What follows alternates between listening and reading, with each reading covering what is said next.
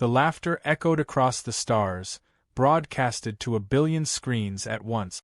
The Zarok's supreme commander reclined in his throne, talons drumming the armrest, while behind him a hologram of Earth's fauna flickered in exaggerated animations. Lions with crossed eyes, elephants tripping over their trunks, a bear running from a house cat, all warped for comedic effect.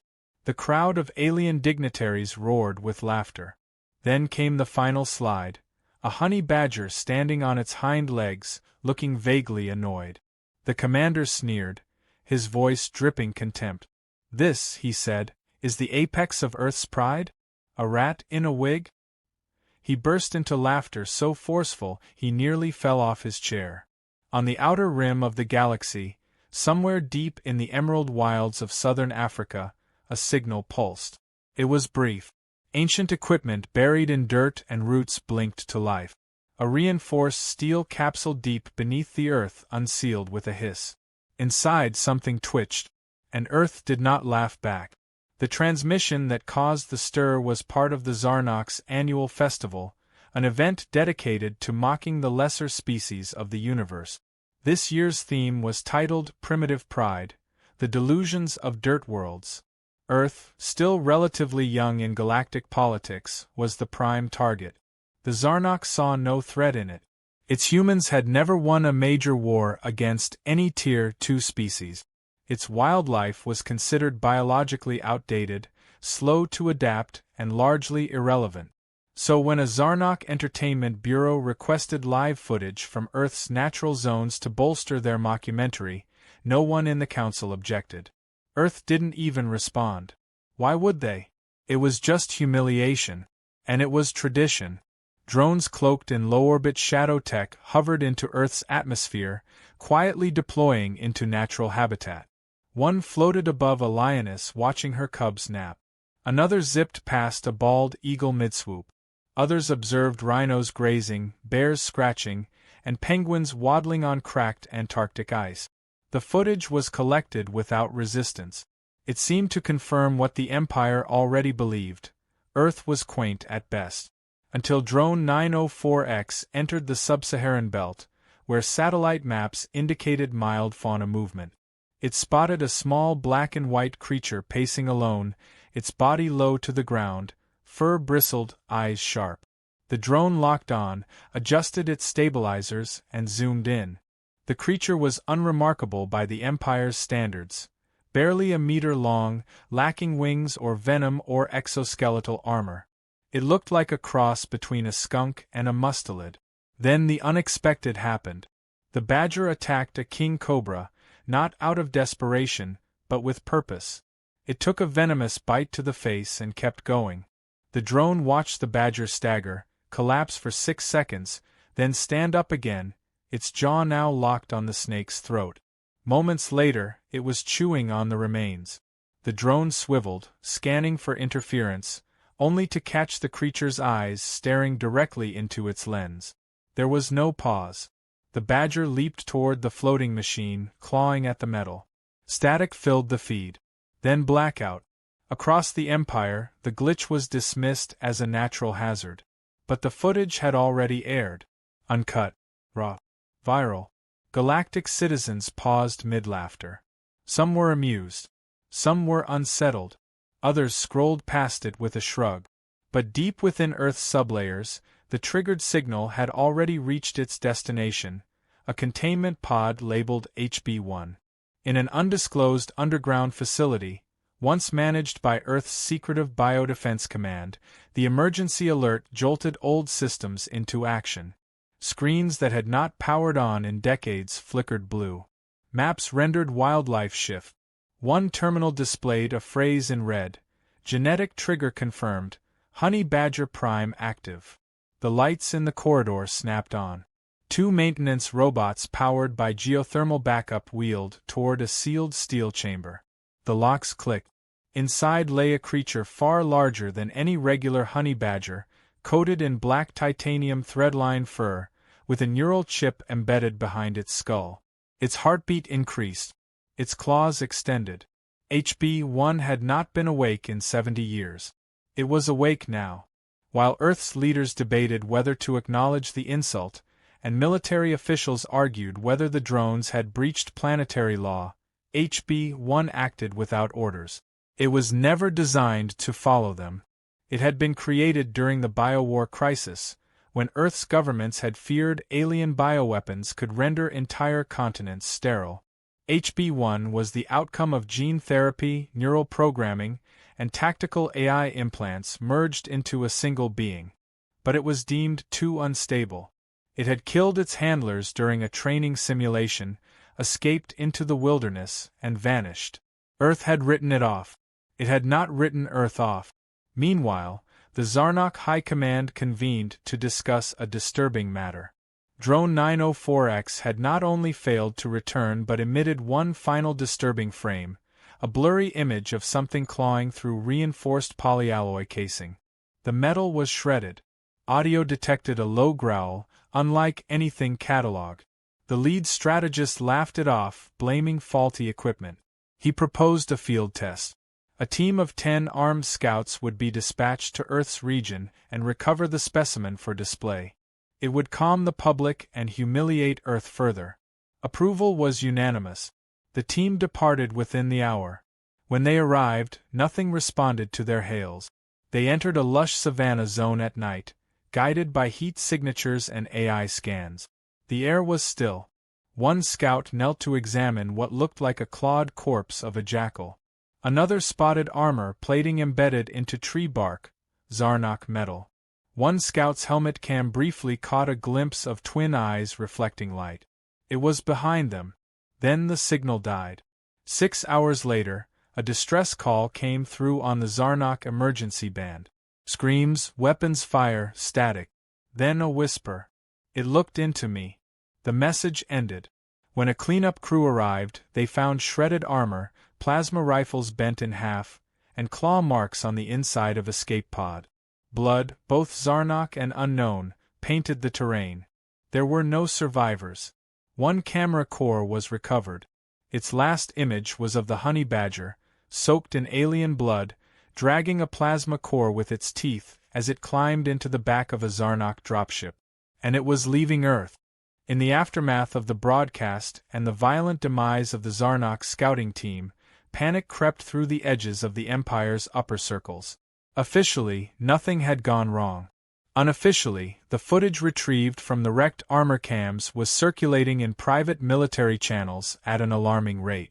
The final images showed not only mutilated Zarok corpses and burnt-out weapon cores, but also a creature moving with an unnatural speed, ignoring wounds, operating like it understood strategy rather than instinct. Analysts initially denied it. Then they slowed the footage frame by frame. They watched as the Badger disabled one soldier's grav boot with precision, redirected a plasma bolt into another's chest using nothing but a broken helmet, and finally used a dead Zarok's own rifle as bait to lure the last survivor into a trap. It was not an animal. It was a tactician. And it wasn't just angry. It was calculating. Far away on Earth, buried under 2 kilometers of African jungle and red earth, the vault of Project Resilience reawakened. Oxygen scrubbers hissed. Backup nuclear cells rumbled to life. Walls glowed dim blue as the hibernation logs replayed 70 years of silence. Project Resilience had been Earth's darkest bet against extinction. At the height of the biowar crisis, when interstellar viruses and genetically engineered predators threatened entire human settlements, one team had pushed past every ethical line to design a countermeasure. The honey badger was chosen not for its size or speed, but for its sheer refusal to die. Immune to venom, fearless under attack, and relentless in its aggression, the badger's base code became the foundation for something new. Scientists augmented it with reinforced bone density, subdermal armor mesh, and regenerative cell clusters extracted from deep-sea microfauna. It was given a neural core fed by nanites that allowed for adaptability, pattern recognition, and memory storage. They called it HB-1. But they had never truly controlled it. When it escaped containment, Project Resilience was buried, classified, and forgotten. Publicly, the experiment had been a failure. Unofficially, 2 recovery squads had been sent in and never returned. The jungle sealed itself around the project's grave, and the world moved on. But HB-1 had not died. It had disappeared into the wilderness, where it hunted, adapted, and evolved far beyond what its creators had anticipated. It absorbed knowledge like oxygen, watching the balance of ecosystems, studying human encroachment, tracking poachers, drones, and even satellite. It remained silent until now. The broadcast had done something no weapon or lab experiment could. It had insulted it. The Zarok mocked its kind, declared Earth's predators as jokes, and dared to parade their arrogance across the stars. That broadcast didn't just reach the galaxy. It reached the one being Earth had no leash for. Now, the Zarok warship lay gutted in a ravine, its pilot dissolved by internal explosives, its data core missing, and its emergency beacon disabled. HB-1 had reverse-engineered enough of the vessel's controls to pilot it manually. He didn't care for space travel. He didn't care for honor or revenge. But the message was clear. Earth had been insulted. So it responded with the one weapon no one expected. A weapon that didn't ask permission. Inside the cockpit, HB-1 snarled at the flashing alerts and sirens as it adjusted flight settings. Most of the ship's commands were locked behind Zarok biometric security, but it didn't need all of them. He'd only needed enough to fly. Coordinates pulled from the pilot's dead wrist pad guided him to a Zarok refueling station orbiting Titan 12. It was the closest off-world station and weakly defended. That made it ideal. Back in the Zarok capital, the Emperor summoned his intelligence chief. The reports were contradictory. A predator from Earth had hijacked a warship. 10 elite soldiers were dead. A stealth drone had been destroyed. Their empire was being ridiculed. At first, the Emperor had found it funny.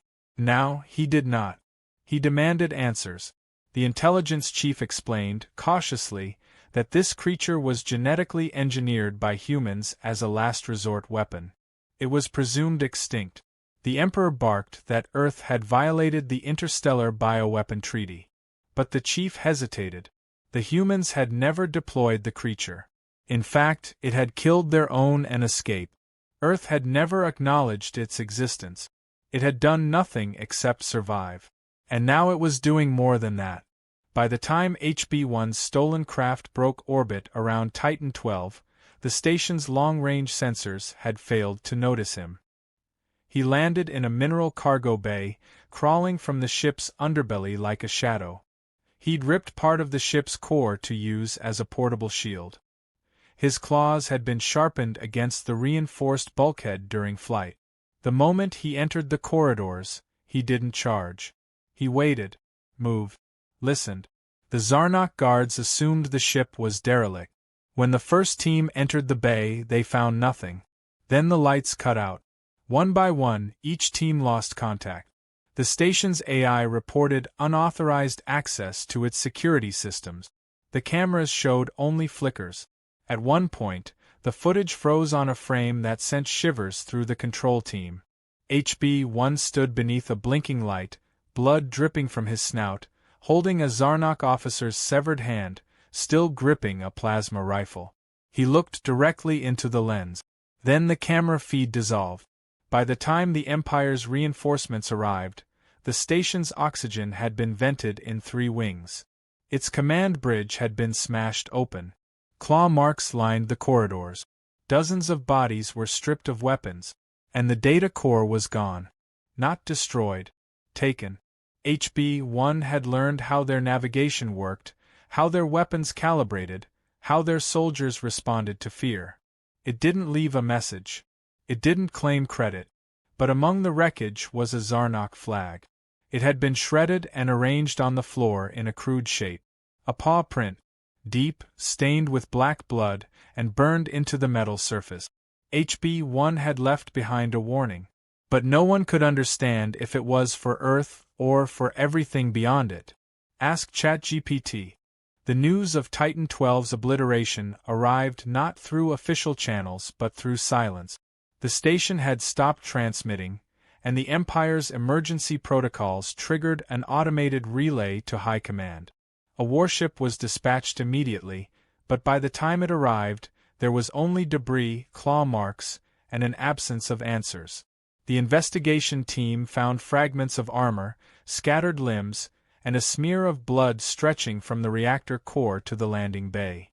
The main security terminal was missing, not destroyed. It had been surgically removed. That alone caused more fear than any damage. Whoever did this was not just violent. They were methodical. The sensor logs revealed that the unidentified Earth creature had spent nearly 4 hours aboard before disappearing. It didn't disable the systems right away. It watched.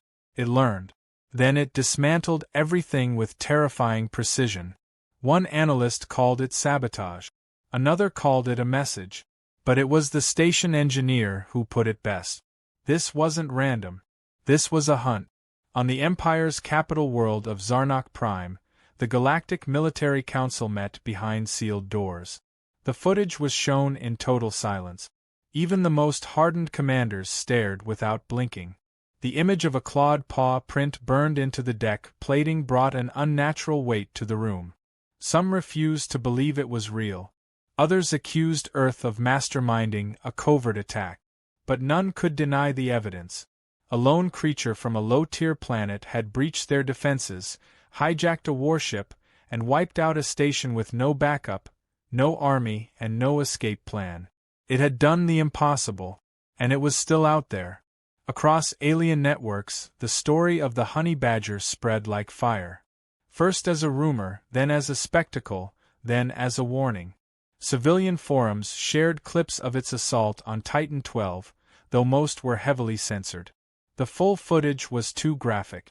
Merchants began selling mock posters of a snarling Earth beast tearing through Zarok ships. Some thought it was a hoax. Others treated it as a divine omen. Deep in the archives of a quiet religious order on the world of Threnox, a monk uncovered a scroll dating back thousands of years. It described a creature of fur and rage, born from dirt and vengeance, that would one day bring ruin to those who mocked the natural order. The description was eerily accurate. The monk submitted a formal warning to the Zarok Empire. It was ignored. Meanwhile, HB-1 was on the move. Using stolen coordinates and navigation logs pulled from Titan 12, he plotted a path toward Orbit 9, a secondary refueling base known for its low personnel and heavy data storage. He needed more information. The memories from his time in the wild had sharpened into something more tactical. He understood now that this empire had been dissecting Earth for decades, mocking it, studying it, categorizing its species like toys. That understanding had become something deeper. Purpose. He did not act out of instinct anymore. He moved with reason. When his stolen dropship approached Orbit 9, its transponder was recognized as friendly. Clearance was granted automatically. No one was ready. The first sign that something was wrong came when the main power grid failed. Orbit 9's lights dimmed, emergency protocols activated, and the central AI requested a security check. Moments later, internal sensors detected movement in the cargo wing, though no ships had docked. Teams were dispatched, but only one sent back partial footage. In it, a squad moved silently through a corridor, scanning for thermal anomalies. One soldier glanced behind him. His helmet caught a blurry shape dropping from the ceiling, claws outstretched. The feed ended in static and a long, drawn-out scream. The rest of the squad was never heard from again. Back at command, an alarm sounded. Multiple life signs vanished from the grid in seconds. Then more.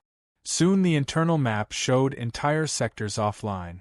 Troops scrambled, but the creature was already inside their communication systems, rerouting controls, isolating squads, dividing their response. A general ordered a full lockdown. Steel bulkheads slammed into place, trapping entire wings of the station. But when they tried to seal the data vault, the doors failed to respond. HB-1 had already reached it. Inside, he accessed a network of files detailing Zarok surveillance on Earth, including wildlife catalogs, drone strike history, and a file-marked project. Domesticate. It outlined plans to capture and re-engineer Earth's top predators for use as arena entertainment. The document described the honey badger as a low-priority specimen. A footnote: HB-1 didn't destroy the files. He downloaded them. Then he turned off the lights. By the time the response team breached the vault, it was empty. The data core had been removed. The only thing left was a pile of armor, neatly stacked, with a Zarok officer's helmet placed on top. Inside the helmet was a single claw. Not alien. Earthborn. The Empire's high command was in chaos. They had lost another facility, more soldiers, and now, potentially, a full record of their Earth research. And it was spreading. Civilian unrest grew. Other species began to question the Empire's strength. Protests erupted in outer colonies. Governors refused to send reinforcements to defend against a single animal. One governor said plainly, "If this thing comes here, we are locking our doors and pretending we are already dead." Panic became policy.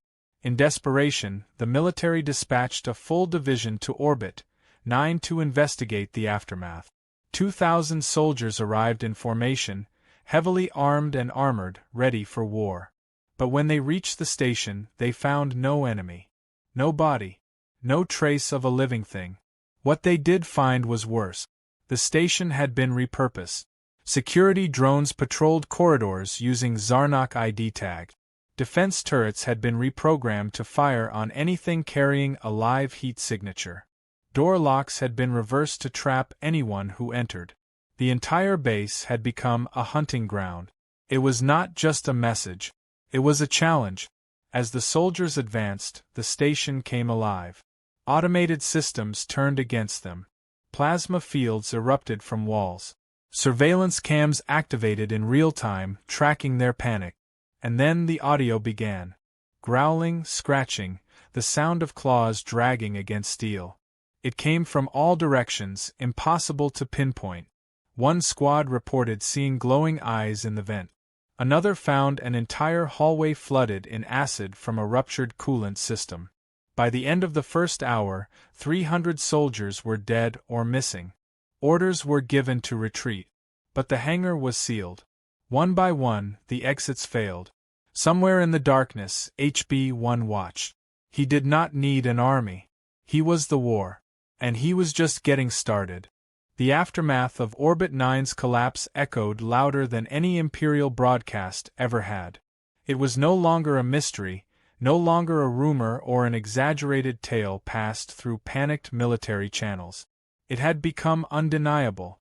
A single Earth-born creature had converted one of their most secure outposts into a graveyard. 2,000 trained soldiers had entered, and less than 50 had escaped alive, most of them mentally broken, wounded beyond repair, or incoherent with fear. One survivor had gouged out his own eyes, repeating the same phrase over and over. It learns. It remembers. It waits. And then the message went galaxy-wide, leaked by frightened workers within the intelligence rank. For the first time in generations, the Zarok Empire looked small. Elsewhere in the galaxy, the response to the unfolding disaster was different. Among scholars and historians, old records were being scoured. The event had triggered something buried deep in the folklore of multiple ancient civilizations. Stories whispered through the stars of a furred beast that would rise from the dirt and punish arrogance with fire and fang. On the planet Ixthala, a priestess unearthed a stone carving thousands of years old, depicting a four-legged predator standing over the corpses of horned warriors. On Proxen V, an ancient poem told of a creature that could not be tamed or tricked, who punished empires for mocking the wild. Across thousands of light years, species that had never spoken to each other found their myths aligning. It was no longer an animal. It was prophecy. Inside the empire, the political foundation began to crack. High command was divided. One side demanded full-scale retaliation.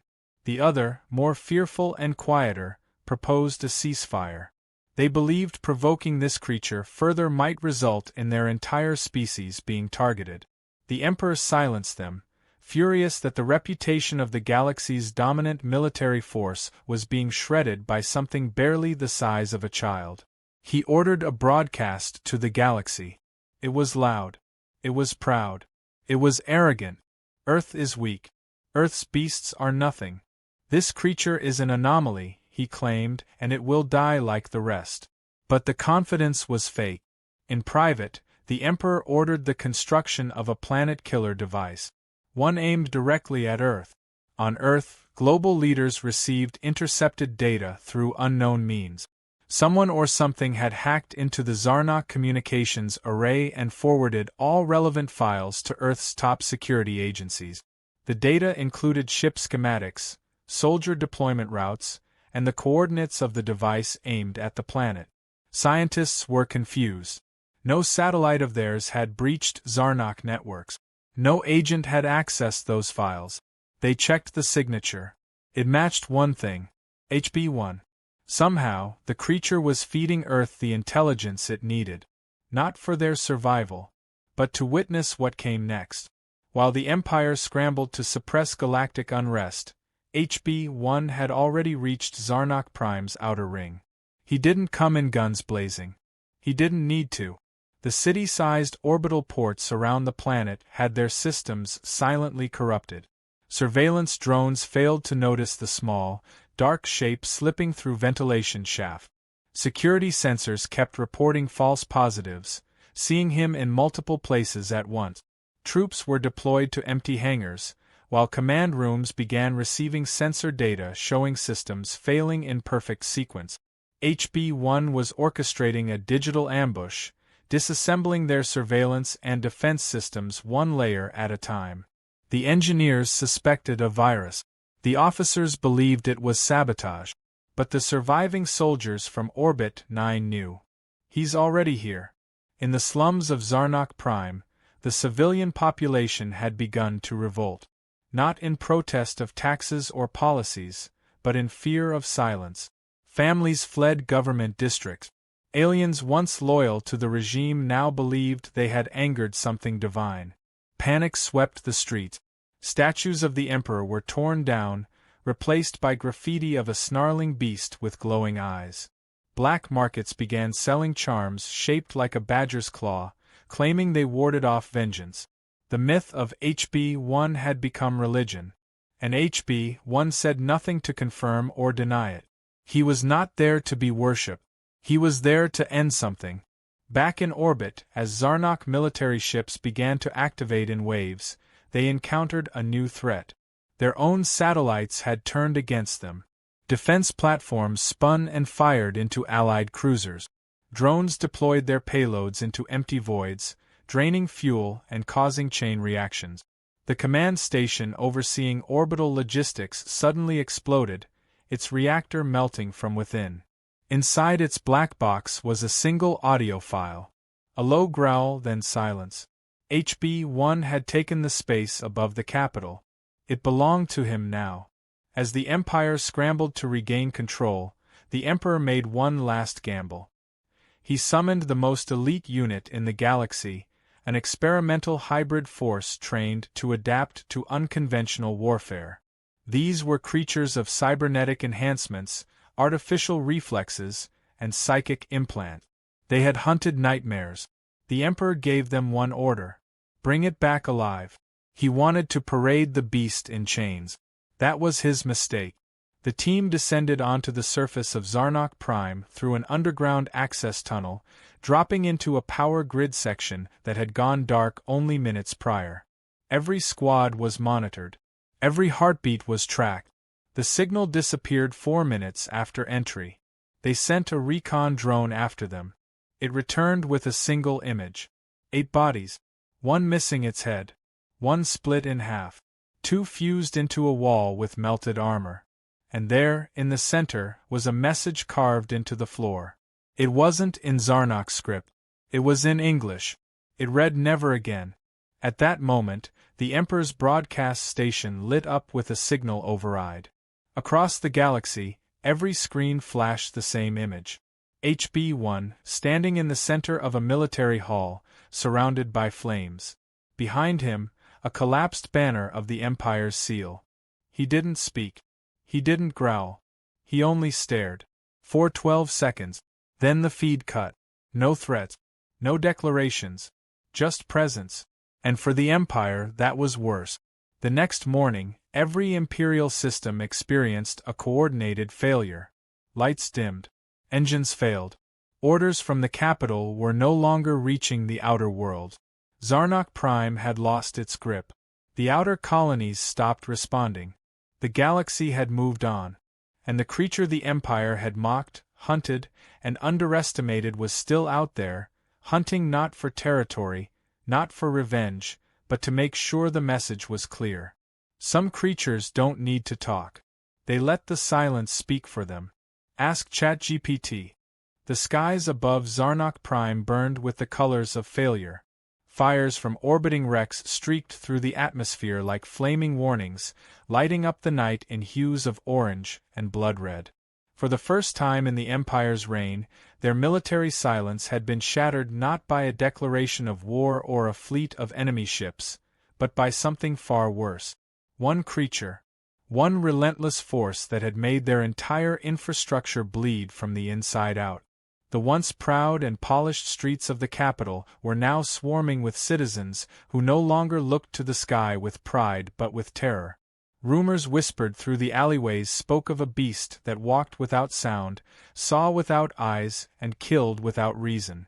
But those who had seen the footage knew better. It did not kill without reason. It killed to send a message. And it sent it with perfect clarity. In the control center of the planetary defense grid, chaos reigned. Engineers screamed as their consoles sparked, code blinking into unreadable static. Surveillance operators tried desperately to re-establish control of orbital cannons, but their targeting systems had been hijacked. Weapon arrays rotated aimlessly or turned inward toward the planet. Alarms howled through the towers. One by one, the Empire's strongest weapons went dark. The main reactor core for the planetary shield began to pulse irregularly. A systems analyst noticed that every override command was being routed through a familiar frequency. One they had seen before. The signal tag read HB1. On the upper levels of the Imperial Tower, the Emperor paced in front of a glowing map now filled with red zones. He screamed for answers, demanded retaliatory strikes, but the truth hung heavy in the room. There was no army to strike back at, no ship to chase, no target to lock. The Empire was losing not a war of weapons, but a war of control. And the worst part was they didn't even know when it had truly begun. HB-1 had never formally attacked. He simply arrived, disassembled them piece by piece, and left a trail of precision destruction. It was not rampage. It was method. And now that method had reached the heart of their empire. Beneath the crust of the planet, deep within one of Zarok Prime's oldest research facilities, HB-1 moved through the shadows. He had already mapped the ventilation routes, identified weak points in the structural integrity, and synchronized with the facility's outdated security systems. His claws tapped silently against metal. His breathing remained slow and even. In his mind, a map of every Zarok base, every ship schematic, and every known holding zone for Earth fauna was etched. It had all been absorbed during his time on Titan 12 and Orbit 9. Now he moved with clarity. He wasn't simply attacking. He was targeting the place that had started it all. This lab was where Earth's creatures were catalogued, mocked, and experimented on. Where Zarok biologists had dissected elephants, studied gorillas, and cloned small Earth mammals to train them as playthings. HB-1 did not care about the science. He cared about the cruelty. The first section he entered was dark. Glass cages lined the walls. Inside some were still living husks of creatures stolen from Earth decades ago. Malnourished lions, wolves with robotic implants, monkeys with tracking chips embedded into their skulls. Most were unconscious. Some were dead. But as HB-1 walked past each one, the sensors in the room registered their heart rates rising. His presence did not inspire fear. It triggered something older. Recognition. The guards in the facility were unprepared. They expected perhaps an attack drone or a hacking virus, not the silent blur that moved through them like a whisper of death.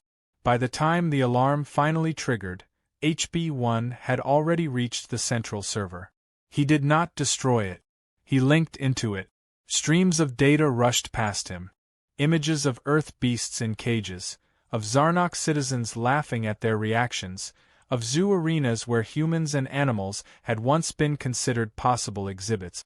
He stored every byte, and when he was finished, he initiated a sequence that unlocked every cage, opened every door, and triggered the loudspeakers to emit a single, guttural growl. The enslaved fauna, weakened but alive, staggered from their prisons. Some limped, others crawled, but they followed the path HB-1 left behind. It was not a rebellion. It was a reckoning. Outside, in the lower city districts, the chaos had reached its peak. Power grids blinked in and out, causing entire zones to descend into darkness. Imperial soldiers tried to enforce curfews, but half of them had already deserted. Rumors of HB-1 appearing in multiple cities at once had shattered their morale. The footage of a bear mauling a high-ranking officer had gone viral just hours ago. The bear had Earth markings. It had escaped from the same lab HB-1 had just broken into. Some called them monsters. Others called them liberators. Civilians began aiding the creatures, sabotaging Zarok drones, opening freight routes, feeding them. For the first time, the people did not fear the beast. They feared what had created the need for them to fight back. In the sky above, the Empire's last orbital shipyards erupted in flame. Controlled detonations from within had severed docking arms, spilled hundreds of warships into uncontrolled re-entry, and set ablaze the hope of escape. HB-1 had never been aboard those stations, but his code had. He had uploaded virus seeds into the navigational arrays of their defense satellites weeks ago. It was only now that they bloomed. The Empire had not been fighting a creature. They had been fighting a campaign of precision and patience. As the sun rose over the burning skyline of Zarok Prime, the Emperor stood on his private balcony, staring into the horizon. The sounds of destruction echoed below. From behind him came the slow, steady sound of claws scraping stone. He turned, trembling, and found HB-1 standing at the edge of the chamber. No weapons, no armor, just a beast with black fur, steel-colored eyes, and the silence of judgment in every breath. The Emperor shouted threats, declared punishment, demanded that Earth be erased from the stars. But HB-1 said nothing. He walked forward, past the trembling guards who refused to raise their weapons, and stopped before the ruler of an empire that had once laughed at his kind. Then, with one swipe, he tore the banner from the wall, dropped it at the Emperor's feet, and turned away. That was the final message. Not vengeance, not conquest, but rejection, a denial of their arrogance, a refusal to accept chains, labs, and mockery. He didn't need to kill the Emperor. The Empire was already dead, and as HB-1 disappeared into the smoke, back into the chaos he had created, the galaxy watched and understood something it would never forget. Some creatures do not roar. They do not speak. They act. And when they act, empires fall. Ask ChatGPT. The sun that rose over Zarok Prime the next day cast its light on a city unrecognizable. Skyscrapers stood hollow, monuments to a fallen arrogance now covered in ash and claw marks. Smoke lingered in the air not from battles but from the slow collapse of everything the Empire had built. The command towers no longer hummed with orders. The streets that once echoed with the polished footsteps of Imperial patrols now rang with silence and the distant sounds of fleeing ships. The people of the capital didn't wait for a formal surrender. They had already chosen their side by choosing to survive. Entire sectors once loyal to the Empire's iron grip began tearing down banners, removing insignias, erasing history out of fear that it might call the beast back.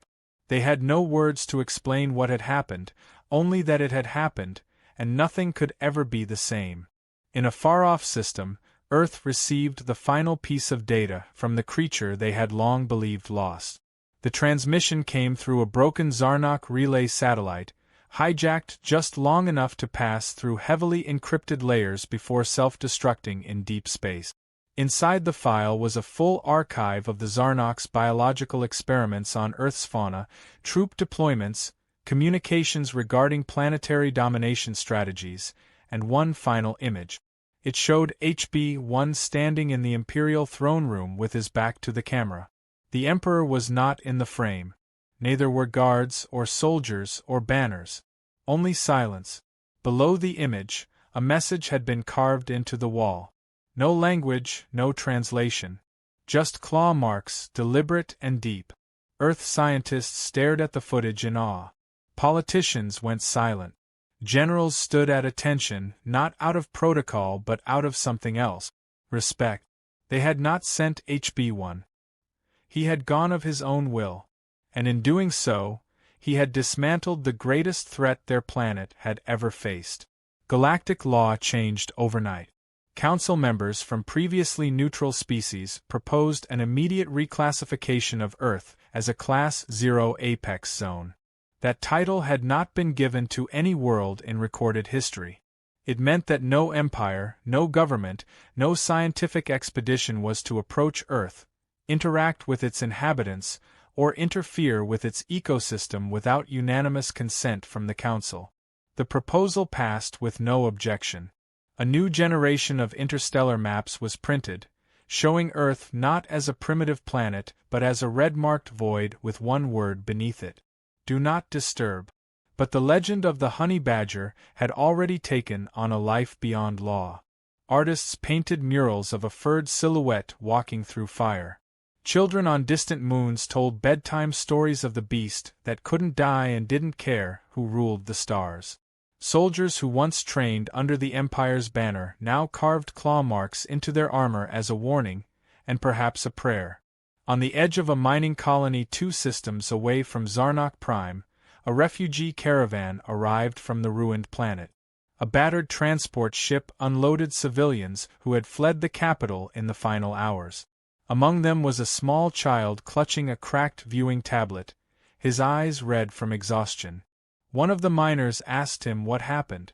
The child didn't respond at first. Then he turned the tablet to show a paused frame from the old Imperial broadcast. The one where the Zarok Supreme Commander had mocked the honey badger in front of a galactic audience.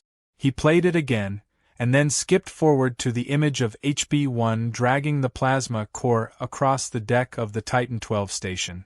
The miner didn't laugh. No one did. Not anymore. Back on Earth, something shifted in the wild places. Deep in the jungles, across the deserts, and beneath the forest canopies, animals moved with new patterns. Packs of wolves howled into the night not as disoriented scavengers, but as coordinated sentinels. Birds began migrating earlier, staying in clusters longer, flying paths that overlapped only where their shadows blocked observation satellite. Predators avoided human settlements but lingered just close enough to be seen. Earth's ecosystem, untouched by alien manipulation for the first time in decades, breathed like a single body rediscovering its rhythm. The scientists who had once studied HB-1's DNA now chose to let his file rest untouched. His existence had proven something more powerful than their research. That nature, when left to its own intelligence, didn't need permission to fight back. Somewhere in the void between stars, a derelict Zarok patrol ship drifted without a beacon. Its engines were disabled. Its weapons deactivated. The emergency lights still blinked in the dark, casting soft red hues across the bridge. Inside, the crew compartments were empty. Only one thing remained on board. A trail of claw marks leading from the cargo bay to the escape pod. None had been used. The door to the command deck hung open. On the wall near the pilot's seat, someone had drawn a crude symbol using burnt circuitry. It resembled a paw print. A salvage team that later discovered the ship refused to board. They marked it in their logs as haunted and let it drift. In the years that followed, a new tradition emerged across frontier world. Each time a species achieved interstellar travel for the first time, the Council presented them with a treaty. They would read its clauses, agree to its conditions, and then be shown a final document. A warning, stamped not with a seal but a single image. A blurred photo of HB-1 midrun, surrounded by flames and the bodies of Zarok troops. No text accompanied it. No explanation. It was understood. Some new civilizations asked if Earth was a superpower. The answer was always no. Some asked if Earth's humans had declared war. Again, the answer was no. Earth had sent no soldiers, launched no fleets, threatened no systems. They had only created one creature. One who decided on his own that enough was enough. The final documented sighting of HB-1 came years later, captured by a planetary rover on a distant moon being terraformed by an independent colony. The footage showed a strange animal standing at the edge of a cliff, overlooking the colony as construction drones passed in the distance. It stood motionless for minutes. Then it turned and disappeared into the wind, vanishing into the sharp shadows of jagged rock. The rover's AI flagged the footage, but no human followed up. There was no need. Those who had heard the stories knew that if the creature was watching, it was not out of anger. It was watching to make sure no one forgot. Not Earth. Not the stars. Not the empires that once laughed. Because the galaxy had learned something it would carry forever. You can laugh at a creature. You can cage it. You can mock it. But if that creature is a honey badger, eventually, it will return. And when it does, it won't ask questions. It will just walk through the fire and leave only silence behind.